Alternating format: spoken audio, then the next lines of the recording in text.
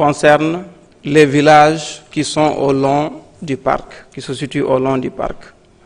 Monsieur le ministre, ces villages ont besoin de projets structurants. Ces villages, dont je citerai quelques noms, nous avons Sedembu, Lengue Koto, Kekeresi, Hollande, Banfaroto, Ngadjitik, Lebar, Yapin, Hamdallah, Kalachi, Ubaji, Undufere, Michou, Baki Baki, Amoun.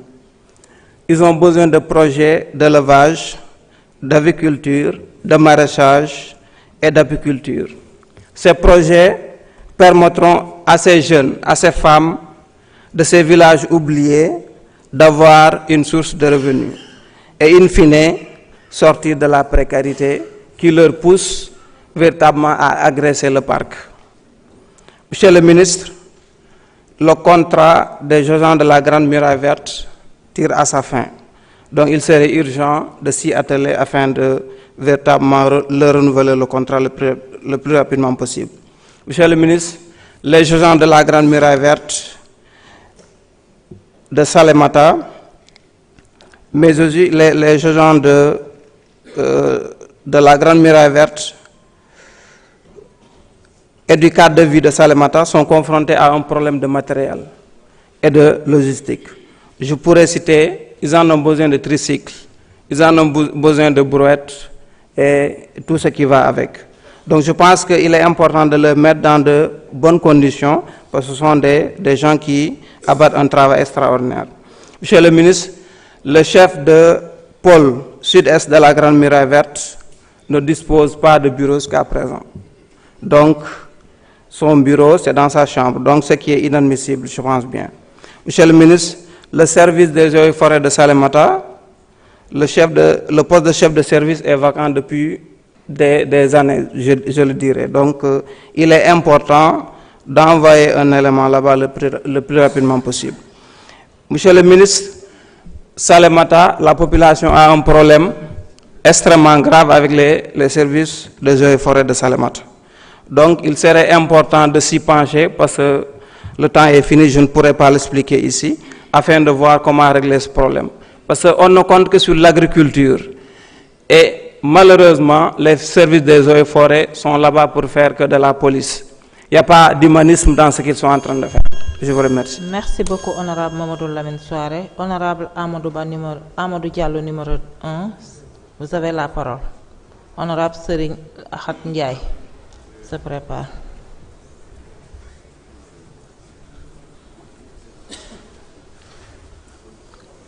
Oui. Bonjour Madame la Présidente, Monsieur le Ministre et vos collaborateurs, honorables députés. Monsieur le Ministre, Thiès devient une bombe écologique avec une décharge d'ordures quasiment en pleine ville sous la pression démographique des quartiers Keur Massamba Gueye et Mbourkat. Avez-vous un projet en vue pour juguler cette préoccupation? Monsieur le ministre, Ranérou Ferlo est une zone de pâturage et de transit par excellence pour les cheptels du Nord, donc des pays voisins. Ce pâturage doit être préservé le plus longtemps possible. Et pour cela, il nous faut donc la mise à disposition d'engins lourds tels que des camions citernes et des engins pour permettre l'ouverture de pare-feu. C'est sous forme de mise à disposition. Bien sûr, après, donc, on ramène tout ça parce que le phénomène de feu de brousse est extrêmement accentué et important dans le département de Ranérou. Monsieur le ministre, nous notons une course effrénée dans le monde vers les véhicules électriques dits propres. Quelle politique, véhicules électriques ou propres, quelle politique votre département mène-t-il ou compte-t-il mener pour que le Sénégal soit au rendez-vous de l'histoire? Monsieur le ministre, permettez-moi d'encourager deux de vos agents, le colonel Koné et le capitaine Sall, respectivement coordonnateurs et assistants du projet AB de l'Agence sénégalaise de la reforestation, qui réalise un travail remarquable dans le département de Ranérou. Je vous remercie. Merci beaucoup, honorable Amadou Diallo. Honorable Serigne Khat Ndiaye, vous avez la parole. Honorable Olimata Bayo se prépare.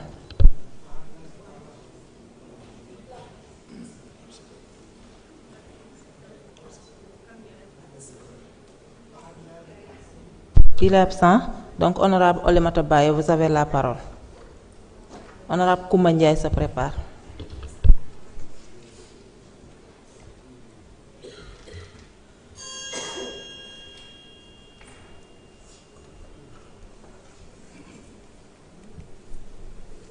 Salam alaikum.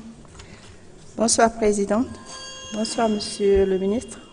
Et mes salutations à vos collaborateurs également. Monsieur le Ministre, pour moi, votre département devrait occuper la 2e ou 3e place dans l'attelage gouvernemental. Pourquoi? Parce que la protection de l'environnement, pour moi, ce n'est pas un sujet secondaire. C'est une question de survie, de santé publique et de bien-être de tous les êtres vivants. Monsieur le ministre, aujourd'hui, le constat est alarmant. La nourriture que nous consommons, poissons, bétail, volailles et tout, est de plus en plus contaminée par les microplastiques. Les villages souffrent d'un manque de gestion structurelle et continue des déchets. Pour faire face à ce défi, Monsieur le ministre, pourquoi ne pas créer une agence nationale de l'environnement sur le modèle des ASP, dont la mission serait la surveillance, la prévention, la sensibilisation, l'intervention rapide sur toute l'étendue du territoire. Monsieur le ministre, l'éducation est aussi essentielle. Même 30 minutes par semaine du CP à la terminale consacrée à l'environnement et à la propreté et à la prévention des incendies permettraient de former une génération entière consciente des enjeux écologiques. Monsieur le ministre, enfin, permettez-moi de vous poser une question essentielle. Dans quelques mois, la saison des feux de brousse va débuter. Quel dispositif avez-vous prévu pour limiter leur propagation et réduire leur impact dévastateur sur nos forêts, nos terres, notre biodiversité? Monsieur le ministre, nos terres brûlent chaque année, nos ressources naturelles s'appauvrissent et nos communautés rurales en souffrent. À mon avis, une stratégie claire, anticipée et nationale est plus que nécessaire. En tout cas, je vous remercie beaucoup et je tenais à encourager le DG de la Sonaged, bien que je ne le connais pas, mais peu importe. Pourquoi? Parce qu'il fait un excellent travail au niveau du territoire, ce qui concerne la propreté. Et qui dit propreté dit santé, donc mes encouragements à lui également. Merci. Merci beaucoup, honorable Olemata Bayo. Honorable Koumba Ndiaye, vous avez la parole. Honorable